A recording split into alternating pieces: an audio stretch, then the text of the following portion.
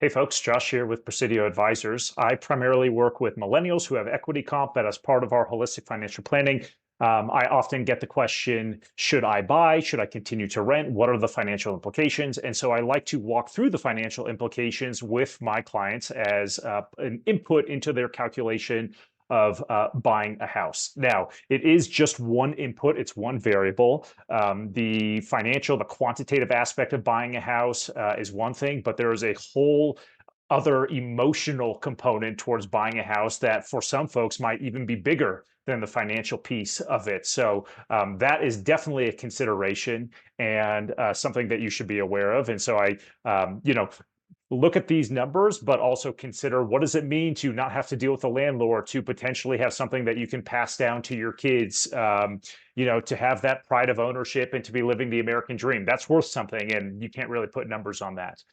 But I want to walk through this with you. A couple other things before we begin. There are tax implications associated with buying and selling a house. I'm not going to get into that, particularly as it relates to capital gains. If you've been in the house for a certain amount of time, you can exclude a certain amount.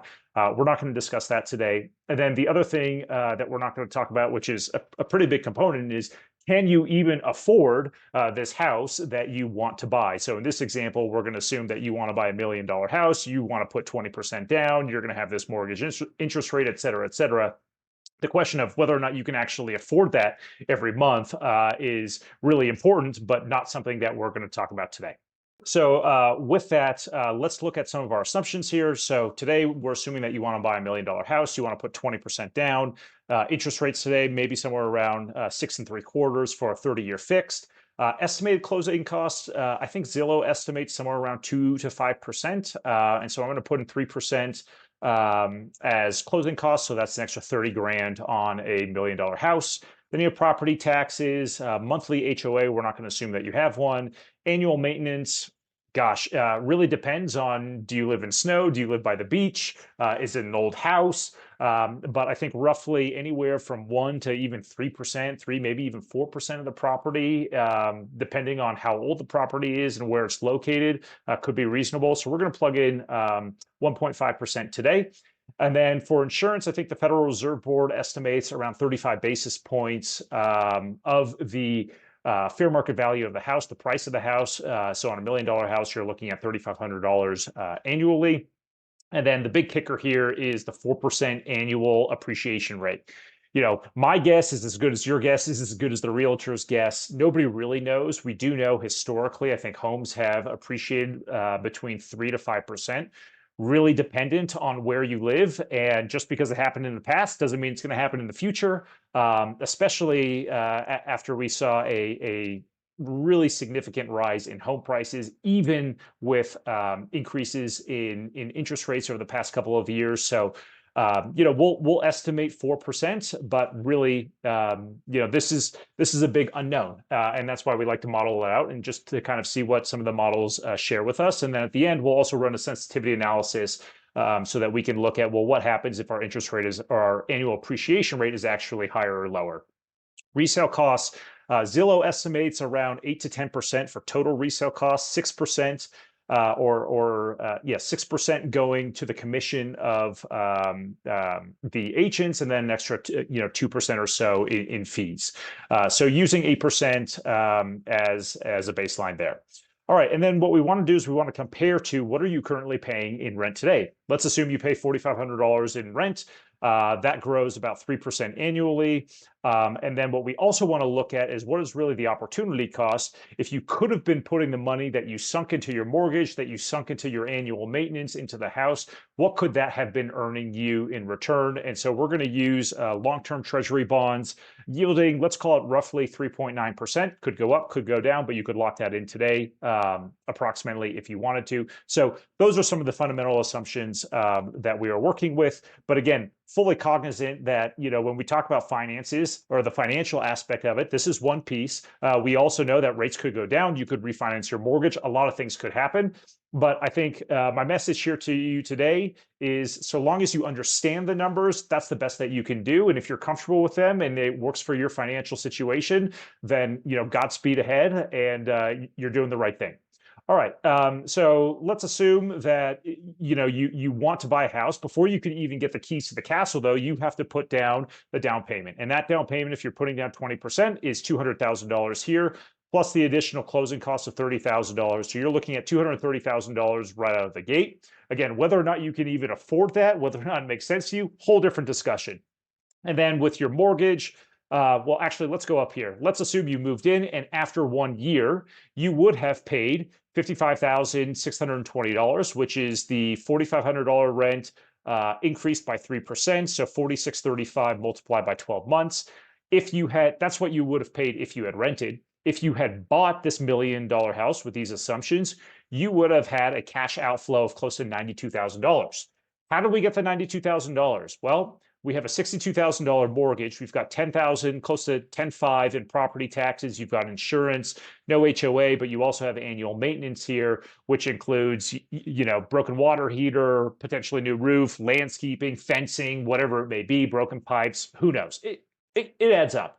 And so you're looking at around $91,000. So net, you're spending an incremental $36,000 to own your home in year one relative to what you would have paid in rent in that same year. That's an extra $3,000 a month. Can you afford that? It's a great question. You should talk to your financial planner about that, but that's not something that we want to talk about today. One thing that I think is also really interesting that people forget about is that when you take out a mortgage, the vast majority of your payments in those first many years are not going to your equity. It's not going to your principal. It's going to your interest payment. And so people are often surprised when they keep paying $62,000 a year to realize that after, however many years, they only have $73,000 in equity in the house that they've paid down. And so sometimes that can be a surprise. And so again, I think that's, kind of the beauty of running some of these numbers here. All right, so if we scroll down a little bit, this goes back to that question of how much equity am I building? So if we assume that before you even move into the house is worth $1 million, it increases by 4% annually. You can kind of see what the fair market value of the house is, and you can see what your gross equity in the home is. Now, gross equity is important here because you don't just have $248,000 after 1 year of living in the house, because you have to sell the house in order to realize that equity. And so you're going to pay selling costs. And those selling costs after year one is going to be about 8% of the fair market value, which is the price of the home. And so you're looking at paying, $83,000 in selling costs just to close the home. So net at the end of year one, you're left with 165,000. You can see kind of what you're left with after 2, 3, 4, 5, 6, 7, 8 years. And these numbers look great, but you have to consider them relative to what you invested in the house. So in isolation, they don't really tell you anything. And that's where we go into this break-even analysis down here. So if you were to turn around and sell the house after just 1 year of living in the house, you would have gotten $165,000 back. Is that good or bad? Well, it's actually quite horrible. You would have lost about 44%. Or your rate of return would have been negative 44%. And what you have to think about is, well, you put in $200,000 into equity in the house. Then you put in, relative to renting, an extra $36,000 here. So you put in net $236,000. You only got plus your equity that you got in. So you had you had this number here, but you only ended up with $165,000. And so it was really quite a terrible return. And I think that's something that people often overlook, is how long is it actually going to take you to recoup the amount of cash in your home relative to renting?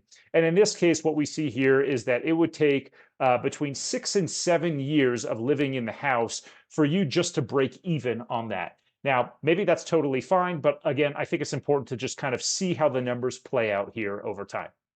Now, that's kind of the break-even analysis. If we want to keep going, then we want to understand, well, what is the opportunity cost of investing in a house, of putting all this money in a mortgage, of putting all this money into maintenance and property taxes and all that stuff relative to what we could have gotten. And that's what this analysis is working off of here. And so the opportunity cost of buying a home is quite expensive, especially early on.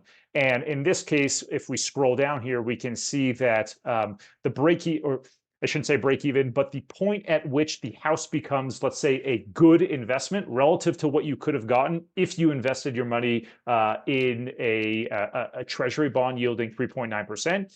It would take you between 17 and 18 years for that investment to pay off. That assumes you don't refinance and rates stay the same and that type of thing. So if we kind of scroll down here, I think my message to you is not necessarily that it doesn't make sense to buy, but just to be aware of some of these numbers so that you can factor that into your mental calculation of deciding whether or not you want to own this home. That is something that, again, you're going to make memories in, you're going to potentially pass on to kids, you're going to have a place to live that's your own, that type of thing. Let's see, I also wanted to share with you kind of the sensitivity analysis. And I think what's really important is you can see kind of the trade-off between, well, if my home appreciated at this much versus this much and treasuries yielded this much versus this much, when would it maybe make sense purely from a financial standpoint to rent or to buy?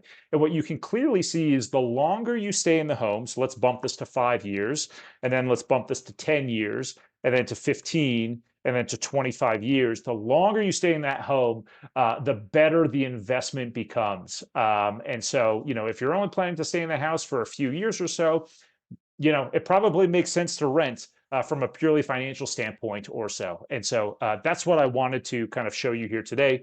Again, don't let this discourage you from buying. Just make sure you know kind of what you're getting yourself into, and you'll be able to make the right decision for you, even if it's maybe not necessarily the greatest financial investment. So I hope this helps, and I'm always happy to run these analyses. Feel free to reach out to me. I am Josh at PresidioAdvisorsLLC.com. You can visit me at PresidioAdvisorsLLC.com, and hope this helps. Thanks.